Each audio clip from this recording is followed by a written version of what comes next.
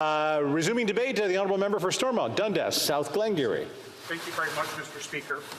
It is sadly after 9 years of this NDP Liberal government that time and time again, despite their promises, the reality of what's actually happening here in Ottawa is the polar opposite.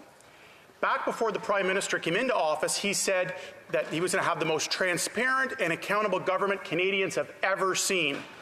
Well, fast forward 9 years in, and it's never been worse. The open by default promise that this Prime Minister had is blown and completely decimated.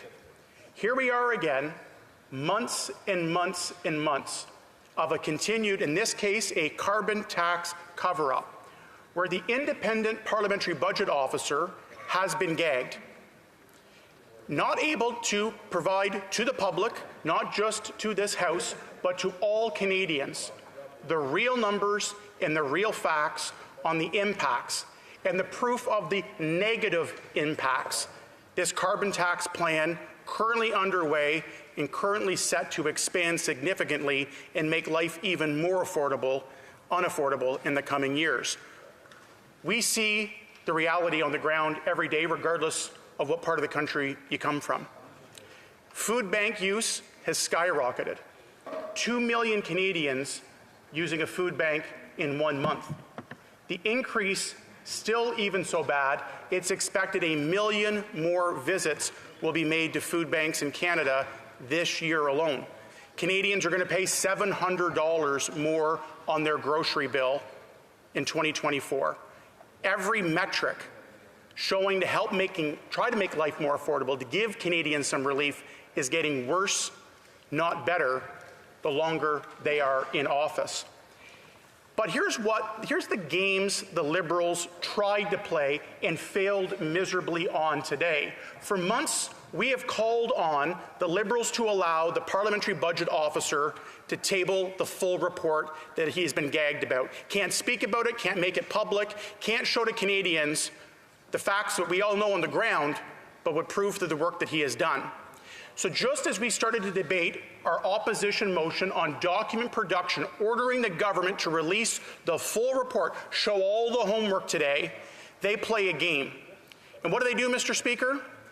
They go out and table to the CBC of all places spreadsheets, bits and parts of that report in an attempt to say, here you go, here's the information. Well, like everything with this Prime Minister and everything that the Liberals do these days, propped up, of course, by the NDP, you can't trust them. Rightfully so. They've earned that reputation after 9 years here in Ottawa.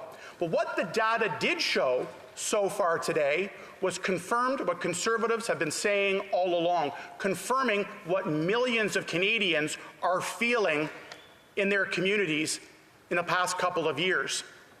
The carbon tax, as the government plans to quadruple it on the price of gas and diesel in the coming years to 61 cents a litre when you have the first carbon tax, the second carbon tax they're bringing in, of course they tax the tax with GST as well. 61 cents a litre is where it's going. It is going to be, from that report, the numbers that we've seen so far today, not all, but it shows just how devastating. There will be a $30 billion hit to the Canadian economy in just the coming years. It is a massive hit to our GDP, our economic growth, our potential, our engine that is already stalling under the current NDP Liberal regime. What's that mean? For every Canadian family, when their carbon tax plan, not just at the rates that they're at, but the plan to drastically increase them, it's going to hit every Canadian family by $1,800 per year just from the carbon tax. At a time when Canadians are already hurting, at a time when our federal deficits are endless here with no plans to balance the budget, at a time when Canadians desperately need more houses and less houses are getting built. Everything they touch is broken. Everything they touch gets worse. The more solutions and photo ops they claim to do, the worse it gets for Canadians. And here we go. They've known for months just how devastating the carbon tax is. And what do, Mr. Speaker?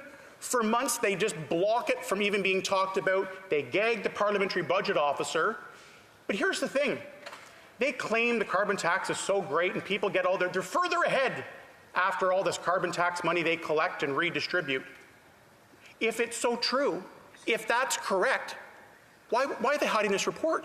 Why don't they table the full documentation with the report and everything included, not just on the morning, finally when they get backed into a corner, finally when they know they have to do something, they don't do the right thing and produce everything.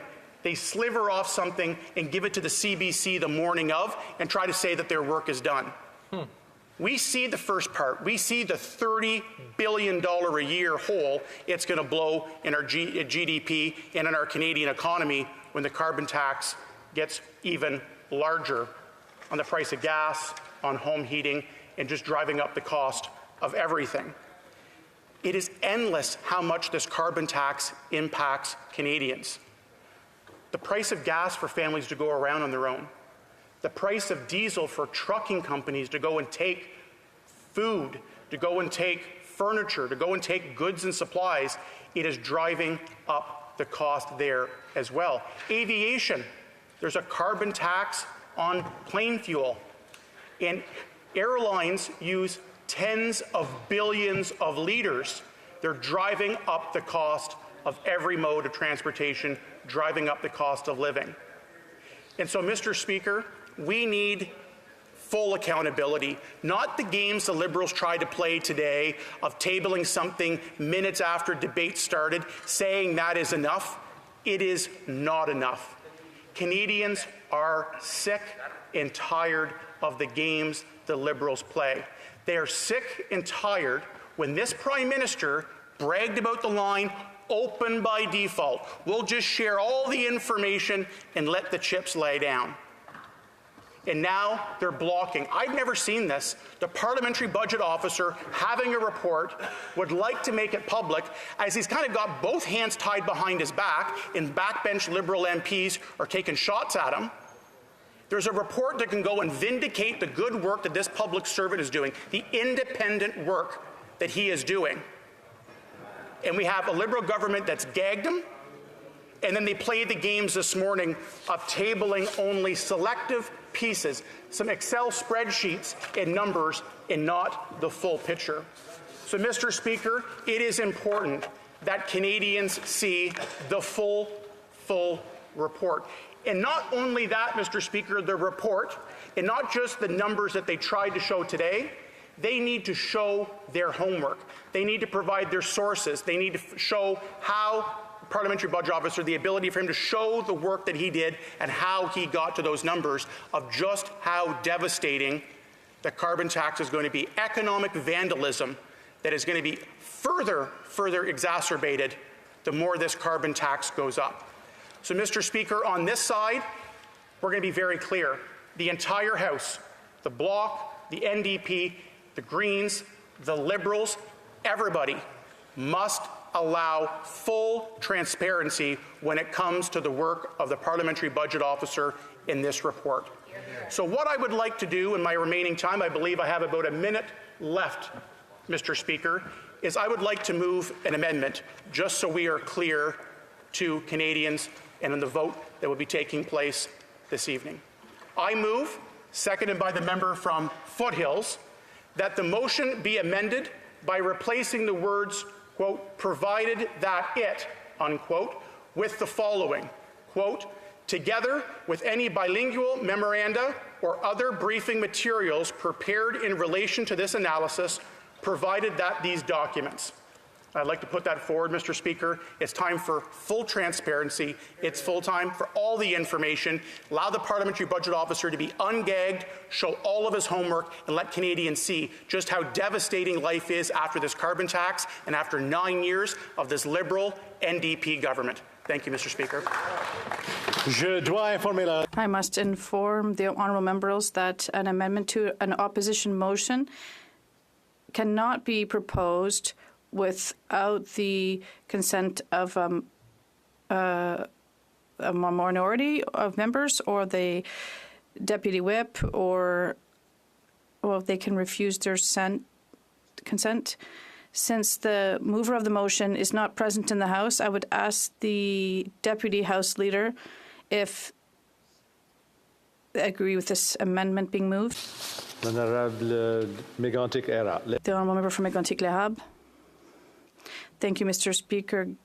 Given the political games that have been played today by the government, I think that this amendment is absolutely relevant, and we wish it to move forward, and I approve the tabling of this amendment. Thank you. Thank you very much. Duncan, Stormont, Dundas, South Glengarry, seconded by Mr. Barlow, moves the following amendment, that the motion be amended by replacing the words, quote, provided that it, end quote, with the following, quote, comma, together with any bilingual memoranda or other briefing materials prepared in relation to this analysis, provided that these documents, quote, period. The amendment is in order.